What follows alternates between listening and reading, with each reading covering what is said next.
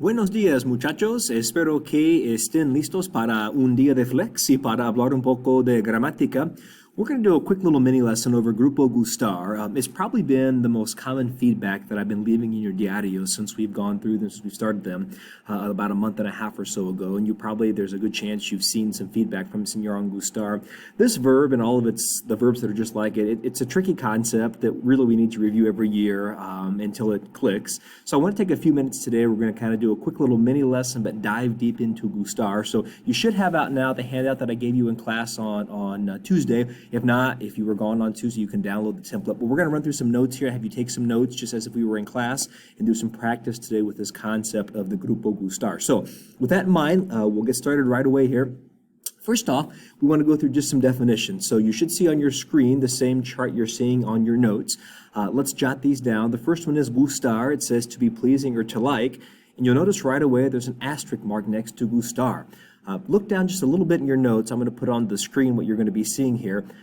First off, we have to be careful when we use the verb gustar, as you'll see on the notes here.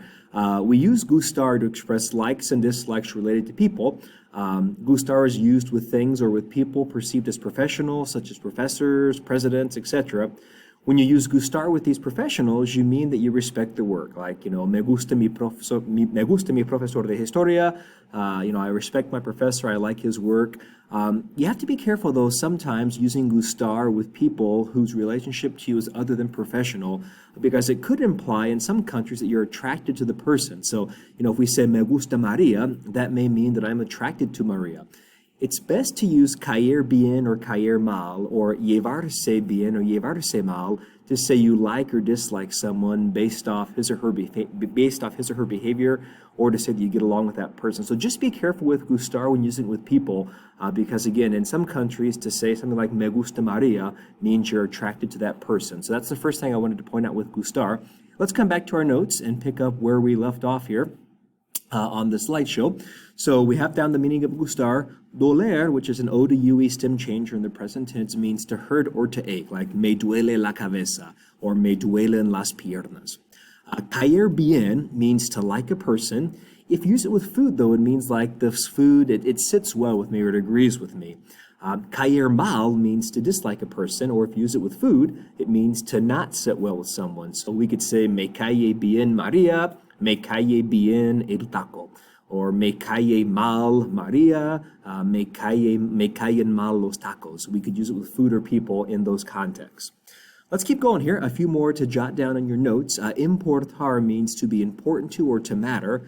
Like Senor might say, a mí me importa el español. It's important to me. It really matters to me. Quedar means to have remaining or to have left over. So oftentimes at the end of the class, you may hear me say, okay, chicos, nos quedan 5 minutos. We have 5 minutes left. We have 5 minutes remaining. Encantar means to love, as in the love you would think would be on a bumper sticker, like I love New York. And you'll note there's a couple of asterisks next to encantar. Let's go back down to where we were a second ago and take a look at a side note with encantar. Encantar means to love, as in, again, like I love New York. Think of it as bumper sticker love. Bumper sticker love is not the same as sentimental love. You can use encantar with almost anything except love that truly comes from your heart, like love to a person. So, me encanta Nueva York, me encantan los perros, me encantan los bebés. But if you want to say that you love someone, like I love my wife, I would want to use querer or amar. If you want to say I love you to another person, we would say te quiero or te quiero mucho, or I love my parents, quiero a mis padres. We wouldn't want to use encantar to mean to love if we're talking about that sentimental love that you feel toward another person. So keep that in mind with encantar. We want that's led to some mistakes in our diarios as well. Okay, we're back to the chart again. Fascinar. Fascinar means to be fascinated by or to be fascinating. And then a couple more to jot down here. Faltar means to lack or to miss, like to be lacking something or to be missing something. Like, for example, a mi hermano le faltan 5 pesos. My brother's missing. He needs 5 pesos. Interesar, to be interested in. Me interesan los deportes.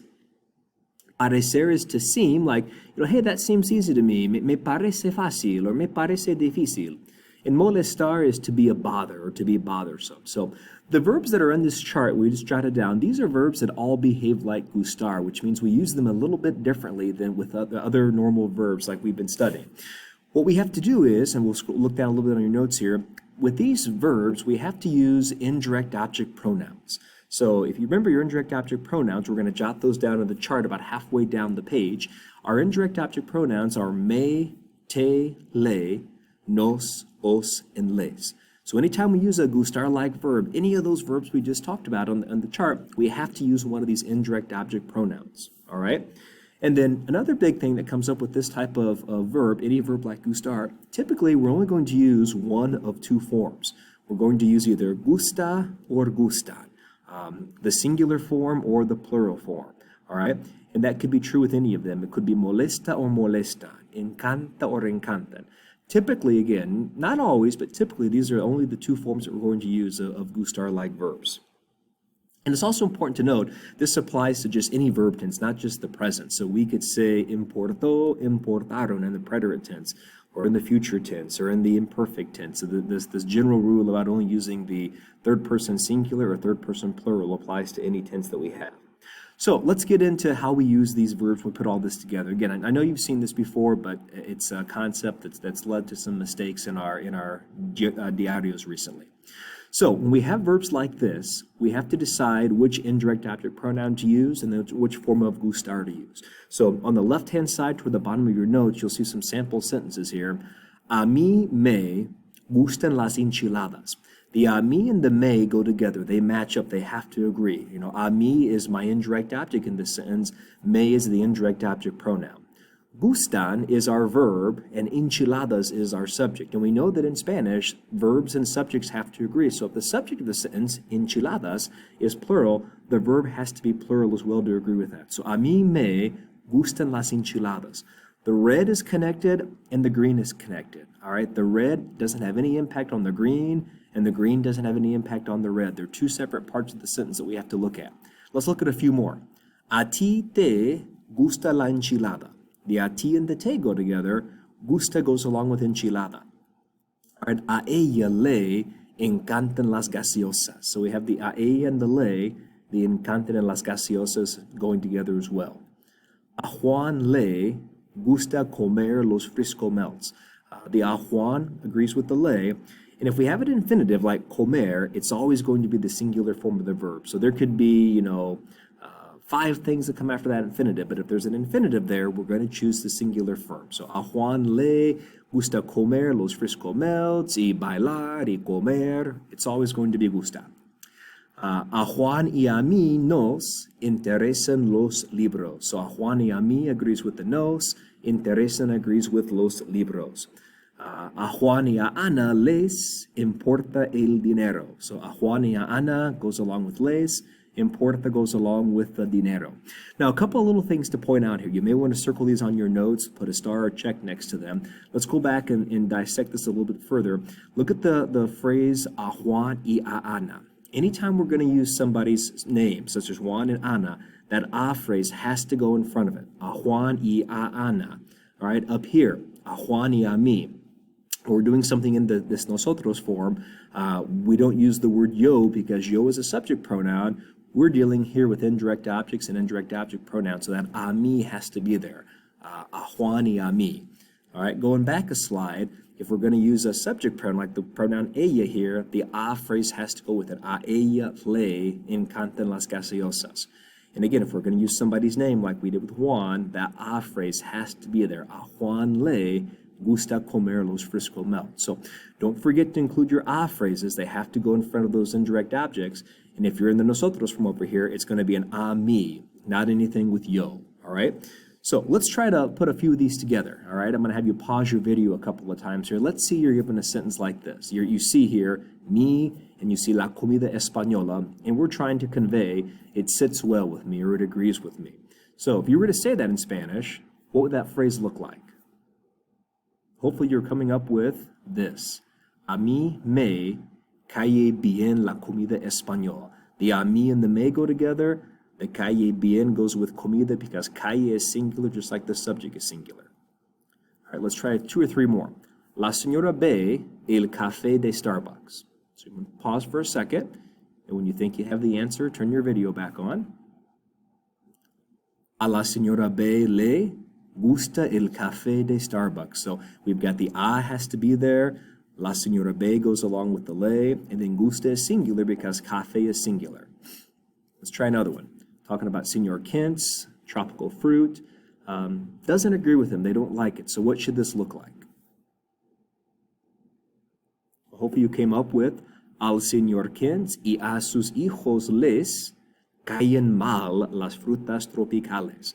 So again, we have that a phrase that has to repeat itself in front of Mr. Kent and in front of his kids. Al señor Kent y a sus hijos les, the les agrees with that. And then caen mal las frutas tropicales. Frutas tropicales. Why caen? Because frutas is plural. Me y mi mejor amigo, las enchiladas de pollo, were fascinated by them. Hopefully you came up with a mí y a mi mejor amigo nos fascinan las enchiladas de pollo. So we can see that a phrase. It repeats itself every time in front of the indirect object. A mí y a mi mejor amigo nos. And then fascinan because enchiladas is plural. Let's try one more. Señor Piper, comer la pizza. He loves to eat it. Al señor Piper le encanta comer la pizza. And again, the a phrase is there. Señor Piper agrees with le. Encanta because we have the infinitive. Le encanta comer la pizza. So hopefully that gave you a review of Gustar. You got some practice here because we're going to spend the rest of our Flex Day today working through several examples and really drilling down on Gustar and the Gustar-like verbs to see if we can fix this little mistake that keeps popping up in a lot of our writing and also in some of our speaking. So again, hope this made sense. If not, feel free to go back and replay part of it, and then I'll have you go back to the Canvas calendar to see what's next on our agenda. Gracias, muchachos.